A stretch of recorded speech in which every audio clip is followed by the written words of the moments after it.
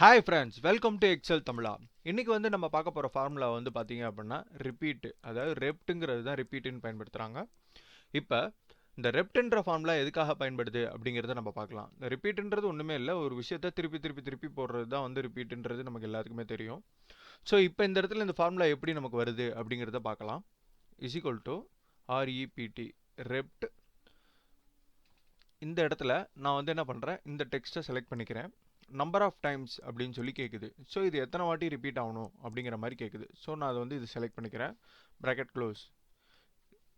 இது 1 டைம் அப்படிங்கிறதுனால அப்படியே வந்துருச்சு. இப்போ பாருங்கள், இந்த இடத்துல பார்த்தீங்கன்னா தெரியுதுங்களா? ஸோ இந்த டெக்ஸ்ட்டை நான் செலக்ட் பண்ணிக்கிறது 1 டைம்ங்கிறனால இது ரெண்டும் 1 டைம் வந்துருச்சு. இது 17 டைம்னு நம்ம போட்டனால 17 டைம் நமக்கு வந்து இது வந்திருக்கும். ஸோ இதுதான் வந்து ரிப்பீட் ஃபார்முலாவுடைய மெத்தடு. இந்த இடத்துல பாருங்கள், 6 டைம் வந்து லேர்ன் வந்திருக்கு. ஸோ இதுதான் ரிப்பீட் ஃபார்முலாவுடைய மெத்தடு. இது போல் நிறைய வீடியோ பார்க்க மறக்காமல் நம்ம சேனலை லைக் பண்ணுங்கள், ஷேர் பண்ணுங்கள், சப்ஸ்கிரைப் பண்ணுங்கள். Thank you all.